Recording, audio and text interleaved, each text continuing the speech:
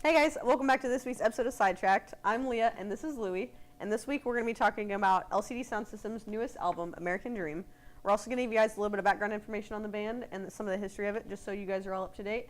And also later in the show, we have a special guest, a photographer named Casey Ayers, is going to talk to us about some of our favorite photography-based album art covers, album cover arts? Cover art. Yeah, sure, whatever works. Anyways, Louie, what you got? All right, so LCD Soundsystem just released their newest record.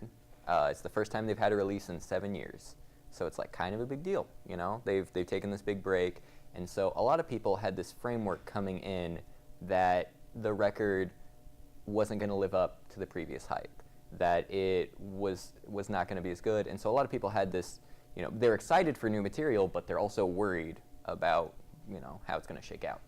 And so it's important to kind of, I think, contextualize that. Also, because that comes up in the record. James Murphy addresses his fear that making this record is not going to be good enough for his fans. And so I thought we'd talk a little bit about the history of the band before we dived into our thoughts on the record as a piece of art. So LCD Soundsystem is the project of indie icon and master producer James Murphy. And we've talked about him on the show before. We had another LCD Soundsystem for one of our albums of the week.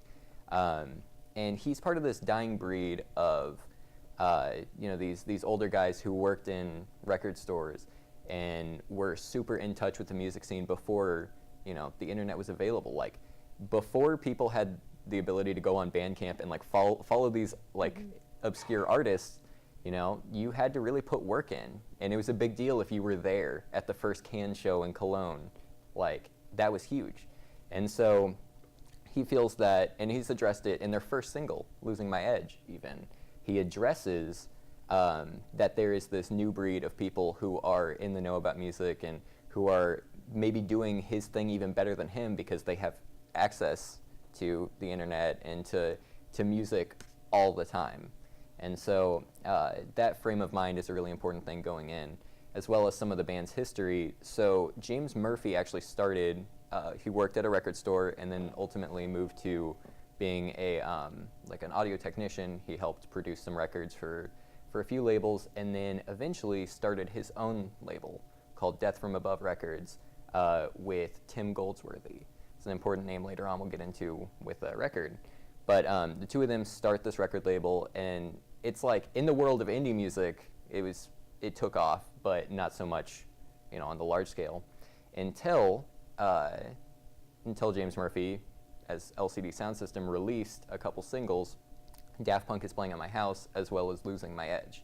And Daft Punk Is Playing at My House actually got two Grammy nominations, and so put them into the limelight. And I think they became the start of the dance punk movement. Things like The Killers and Franz Ferdinand would move on off of based on the work that he was doing.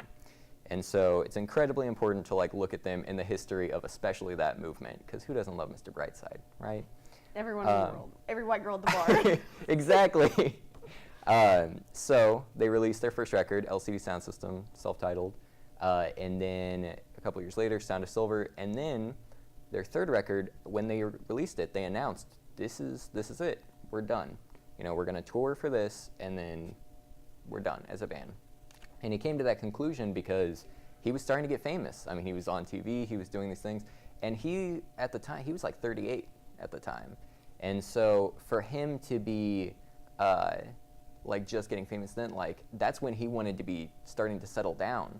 And so he was like, I have a couple options here. I can move on and keep making records and keep making music and be in the limelight and do these things, or I can try and have a family and worry about my health, because, you know, every time he'd leave for a tour, he joked that he'd have a new gray splotch in his beard.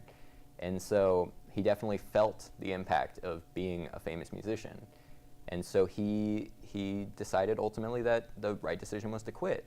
But, I mean, if you watch, there's a documentary about this big this concert that they did, their last show in Madison Square Garden. And the first thing he does the night after everything shakes out and they're done as a band, he sits there, plays his piano, and he cries because he doesn't know what to do. because he still wants to make music. He just doesn't feel like that's an avenue that's available to him. Well, come 5 years later, he's talking with David Bowie, of all people, one of his idols. And Bowie says to him, he says, you know, man, I kind of want to make more music, but we had this big deal. Like, I don't know if I can go back. And Bowie says to him, does it make you uncomfortable? Does the idea of making more music and coming back into the limelight, is that uncomfortable to you? And he says, yes. And Bowie's like, good, then do it. And James Murphy's like, what? And he's like, you're only ever going to grow as a person as long as you are uncomfortable. And so Murphy takes that to heart and goes back in the studio and bangs out what I think is a fantastic record.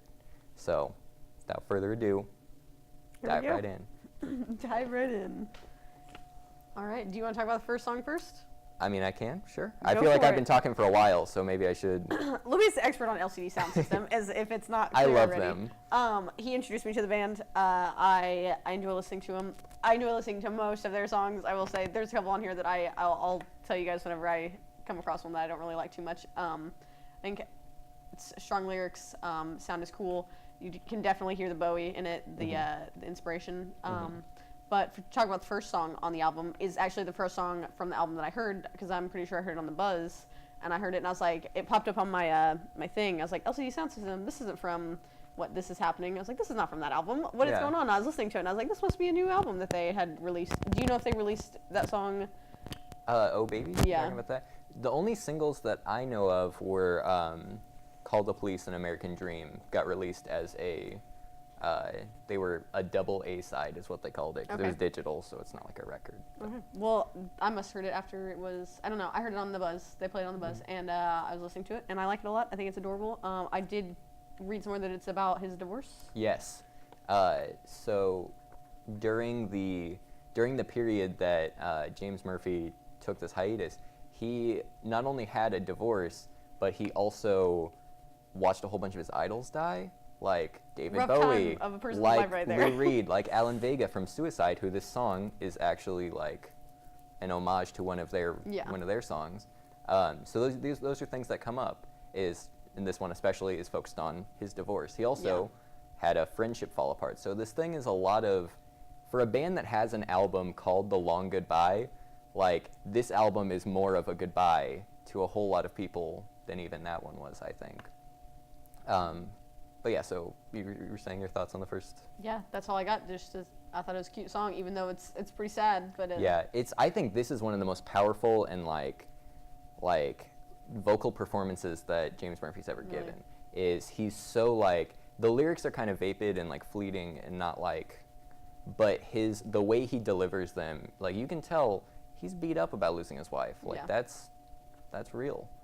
So I think the first song's amazing. And I know it does get a lot of flack for the lyrics not necessarily being there, but that's also in line with the song that it's paying tribute to, Dream Baby Dream by Suicide, isn't exactly a lyrical masterpiece either. Yeah. But it's got that same driving, dope beat that this one has. And so, I don't know. I love this first track. Yeah. I love every track on this record. I'm going to be saying that a lot. It's all right. So the second song, we'll just move right along. Other Voices. This is the one I didn't like. So I'm with you. When I first heard this song, but it's grown on me. I hated it at first, but it really has. Because, I don't know, because I hated the chorus. Is that your problem with it? You're just a baby Every time I now? listen, I'm just like, it comes on. Because I listened to the album a bunch this week. And that was the song. I think when I was listening to it, one of the girls that I work with came. She's like, "What are you listening to?" Because she did not like it either. And it was, but she also listens to a lot of Disney music in her free time. So Okay. I, Not that there's anything wrong with Disney music, but all the time. I do go with a grain of salt though, because that was her. Sure. I think this thing is genius. So the important things I think on the song, it has that like, there's some synths on it that start up at different points that sound like deserty to me. Like, it sounds like what would lead you into like the next cut to the next scene on Aladdin or something. It just has that like. I immediately think of Avatar: The Last Airbender, where they're walking through the desert trying to find Appa, and you brought it up. So all right, I said desert, and then we got to go on this.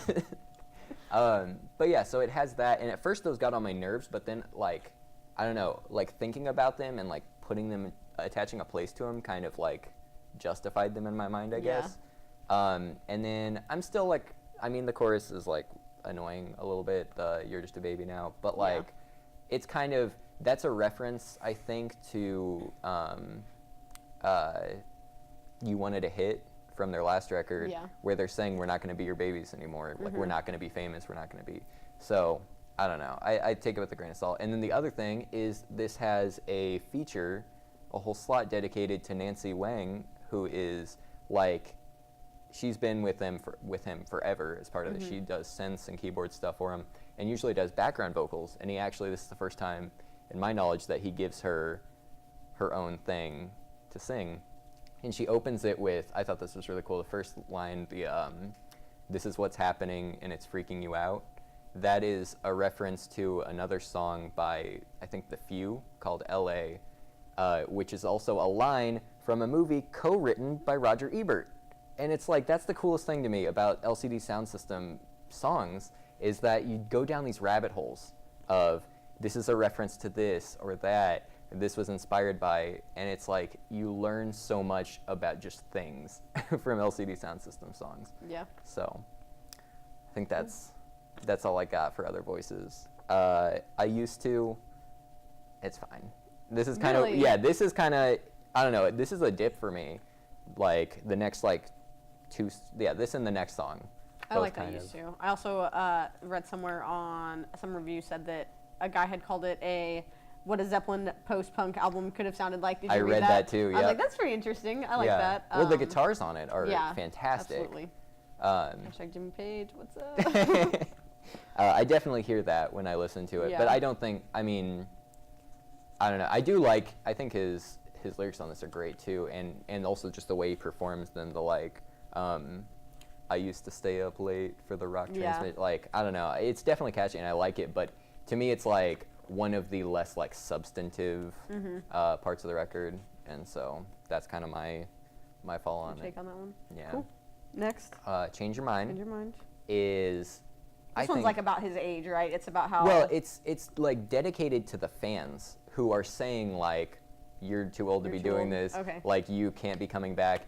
He's asking them to change their minds, and he wants people to understand that, like, he's not. Yes, I made this big deal about putting the band away and Yeah. never playing again, but like, give me a chance to come back or whatever. It's interesting how much he cares, because with a lot of music I listen to, they're just like, forget everybody. I'm gonna do my thing. So, but he's Yeah. real. No, he's like, I don't know. He's got this weird.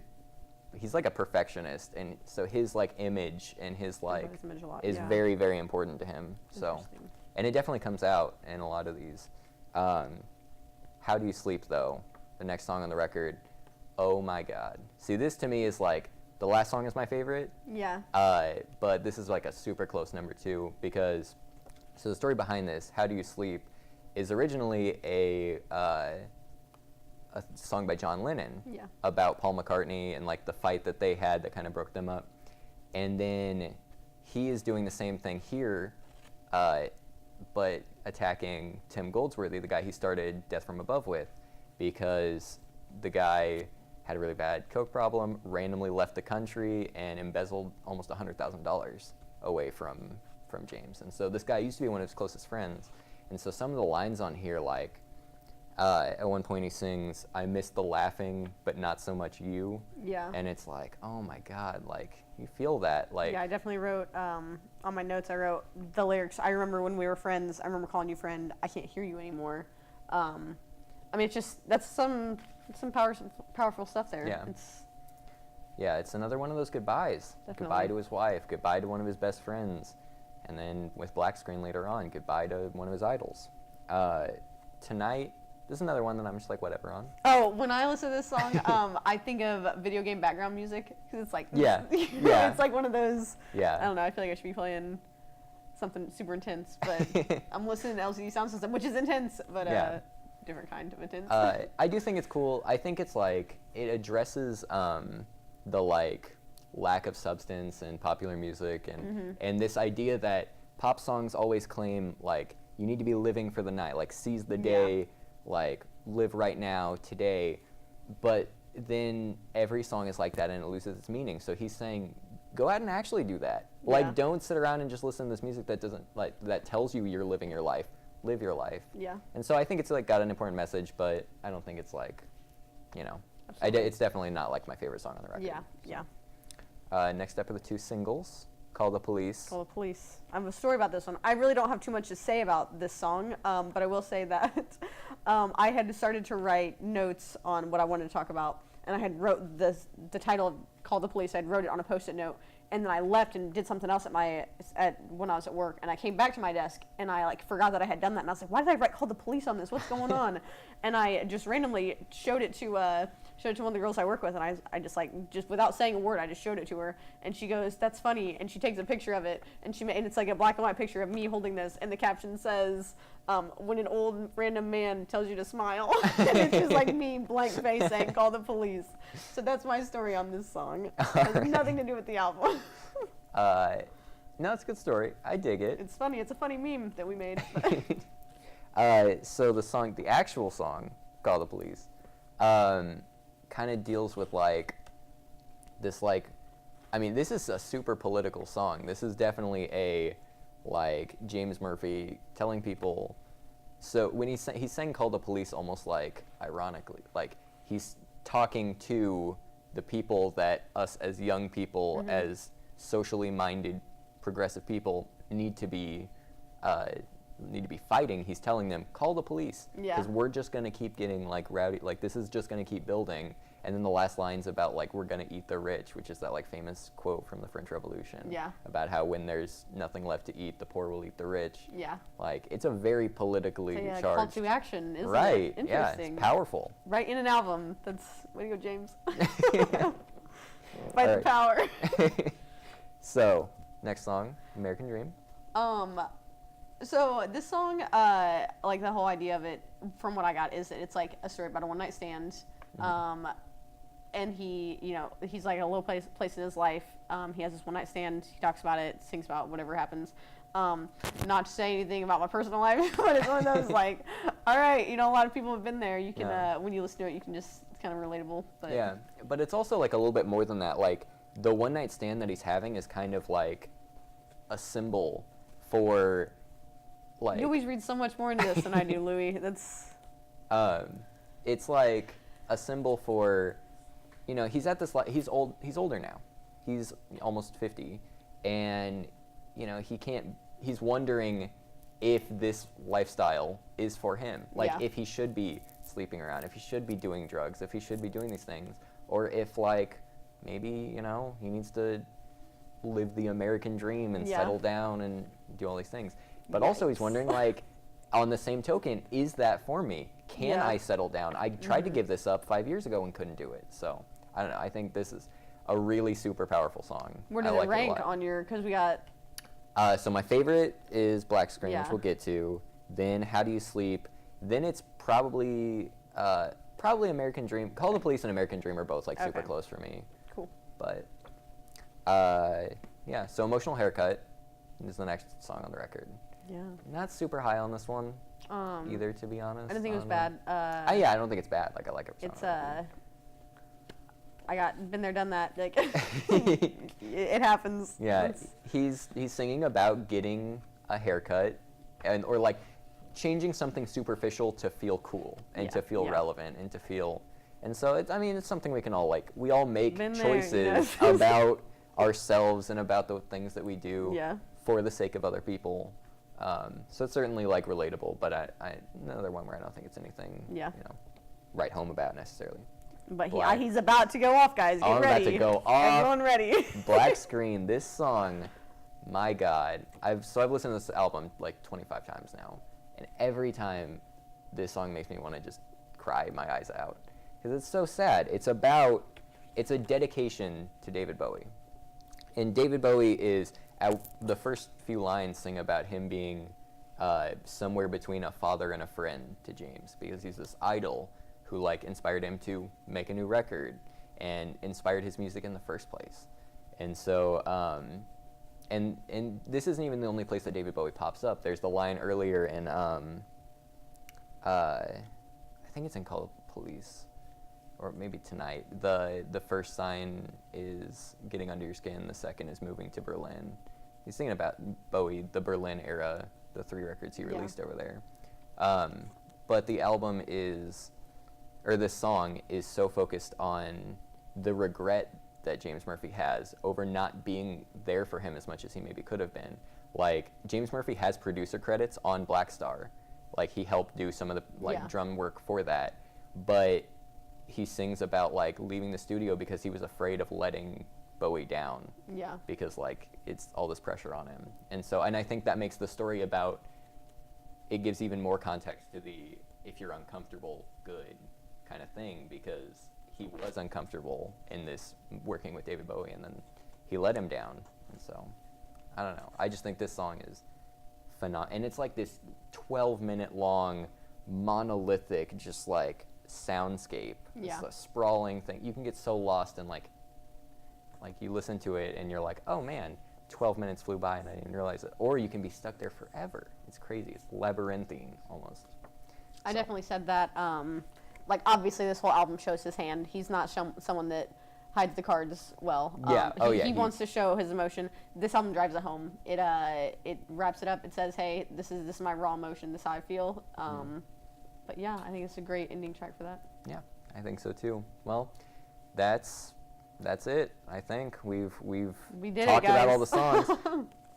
Power ranking, scale of 1 to 10. I'm gonna give it a solid 7.5. 7.5. For Okay. me, because I I know think- that you are in love with this album. Yeah, I'm gonna give this thing a 9. It's not This Is Happening, which is my favorite record by them. That thing's a 10, easy. But it's close, and it's really good. And I think all of the hate that it gets just for being an LCD Soundsystem reunion, like, is completely unwarranted. I think like you cannot listen to this album without just like falling in love with it. I think, but yeah. Awesome. All Well, that's what we right. have for this, guys. Whenever we come back, we're going to be hanging out with Casey, and he's going to talk about some album art with us.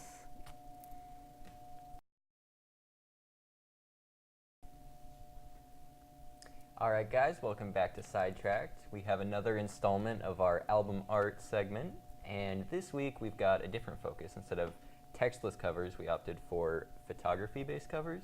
And so to talk about photography with us, we brought on senior photographer Casey Ayers. Tell us about yourself, Casey. All right. Well, I'm Casey.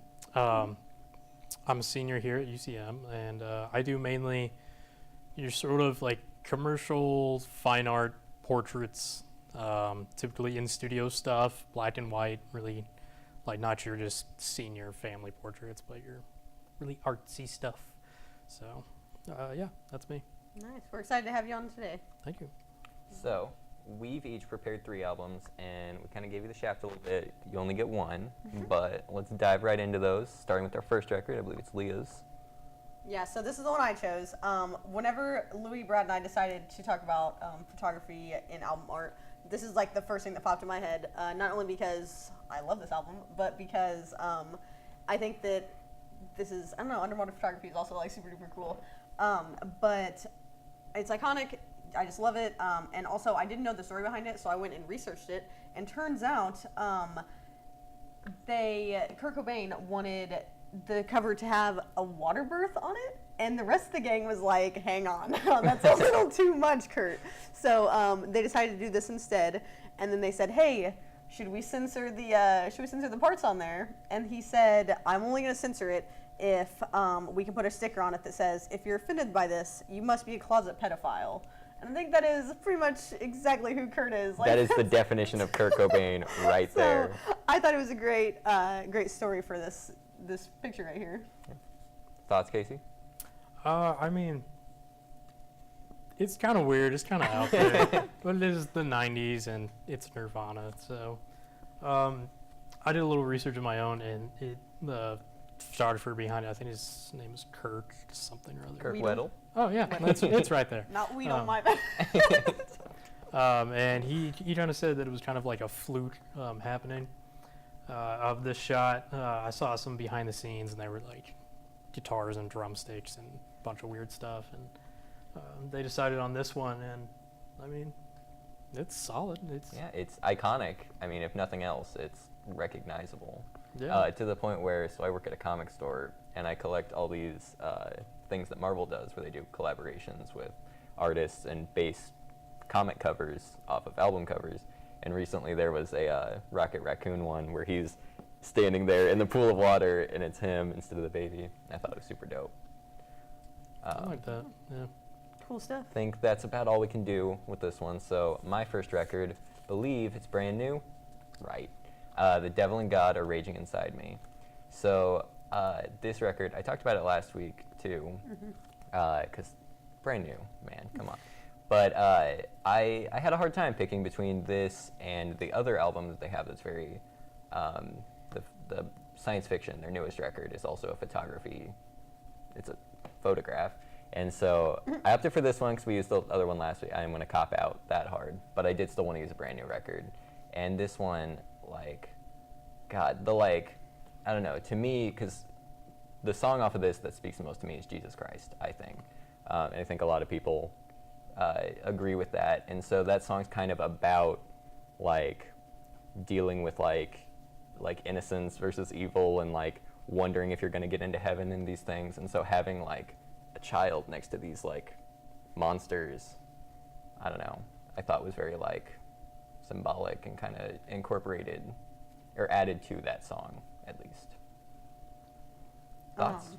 I definitely think that, like, from a photography standpoint, it's all pretty, and those are all earthy tones, plain colors. And then I like that, I love that tree's there. Like, I think that Yes. that's a huge, from a photography standpoint, I think that's a really cool thing. But Same with the shoes, yeah, the blue. I think they're kinda slippers, pops. actually. Slippers. House shoes. Casey? Not a whole lot. I mean, I don't know brand new, and I don't really know their music, but it seems just like a nice, neat balance between like symbolic meaning and actual like brash, kind of in your face, earthy, and it's not like straight to the point, but It's no bold and brass. yeah. All right, are we ready for my next one? I believe so. Okay, so background before I start talking about this. Last episode we talked about the cool stuff we had done over the summer, and I definitely forgot to tell you guys the coolest thing I did over the summer when it came to music. My family went to London, and we went on this rock and roll tour. And I actually went to Abbey Road, and I saw that I didn't go in the studio, but I saw the outside of the studio, and I walked across Abbey Road, and yeah, I definitely like forgot I did that. So I felt really dumb when I was picking that album. I was like, man, I can talk about Abbey Road. But part of me, like, this is everyone knows this album. Like, you see it, and you're like, Yeah. oh, it's Abbey Road, the Of Beatles. course. I want to go ahead and say that the reason that I like this album so much, this album cover so much, is because that's an impossible picture to take. Yeah. My family, minus my older brother, so 4 of my family members went across it. Took us like 8 tries. We had 2 different people, one taking pictures with a phone and the others with a camera. And we finally got one that looks pretty decent, but the angle's wrong because we had to stand, so this is the road and it comes out this way. We had to stand over here to take the pictures at an angle because this is an actually busy road. People are driving on it all the time, guys. And we almost got hit a couple times, we got honked at, but it was worth it because we have a picture of us walking across Abbey Road. But yeah, that's what I got on this one, a story. No, that's awesome. I think, so this, it's a toss-up for me whether this or Sgt. Pepper's Lonely Hearts Club Band is like the most Yeah. iconic Beatles record. I honestly don't know how you would quantify that, but I think this is, I mean, it's so dope. Yeah, Like- it is. And the studio is like, of course, the studio is like right by the road where they walk across. So, like, you see the road. I mean, it's just right there. It's everything about like the situation is cool. Mm-hmm.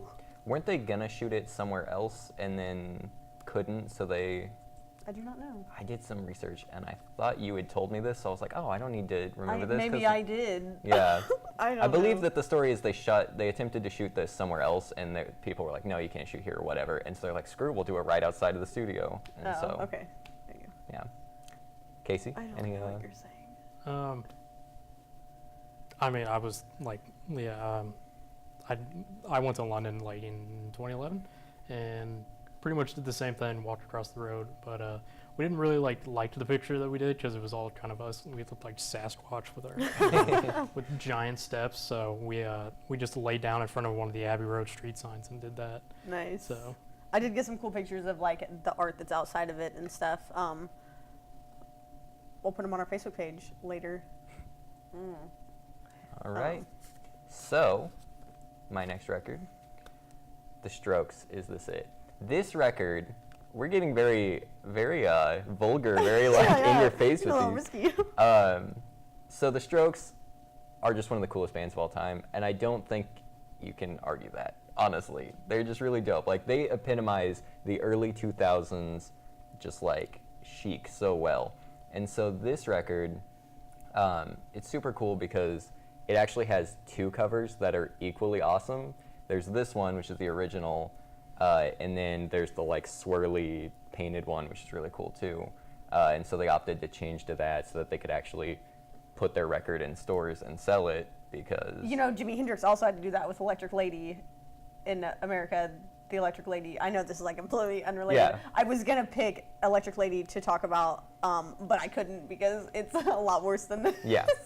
But, it's, you know, I think that makes, you know, it's a cool story for bands that do that. But also, let the people do whatever they want with their records. Come on, man. Why you got to censor that? It's ridiculous.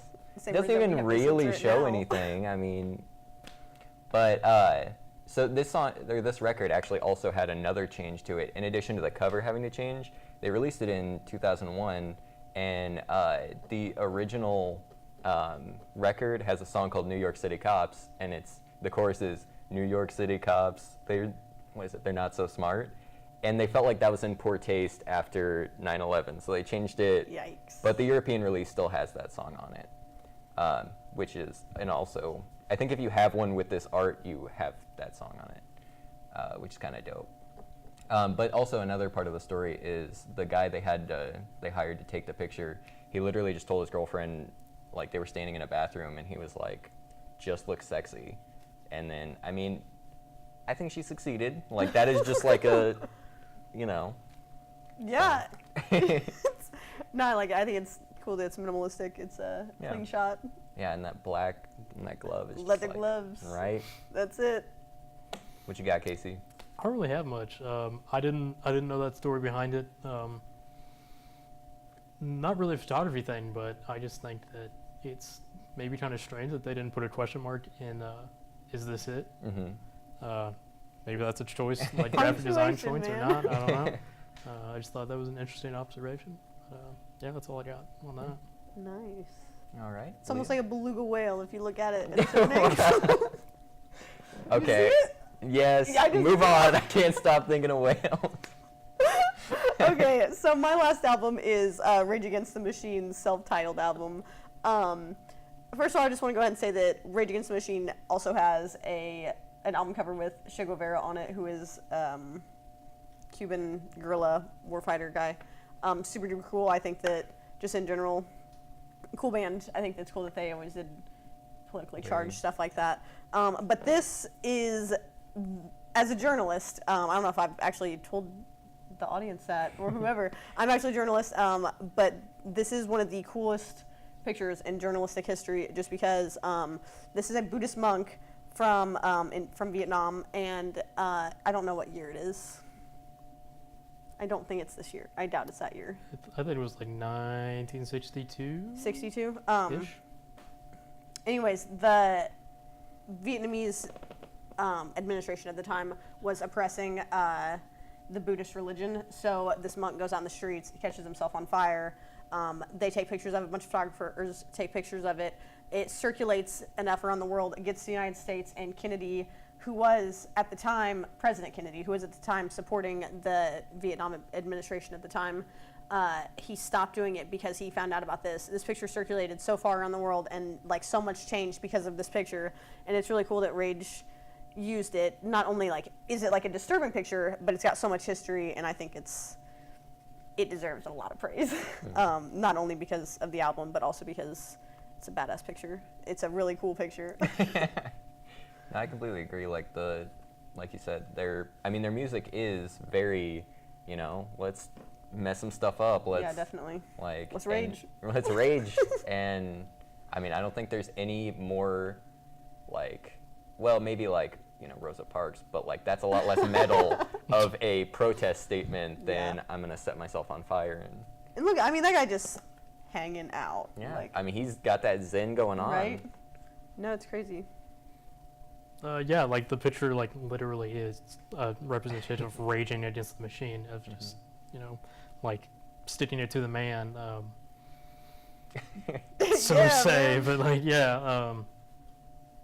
I mean, he's not. He's being lit on fire. He's not really chilling out. He's, you know, Chill. he's dying. But He's the opposite of chill right now. you know, Sorry about that one. That was a bad joke. Poor taste, probably. All right, next one.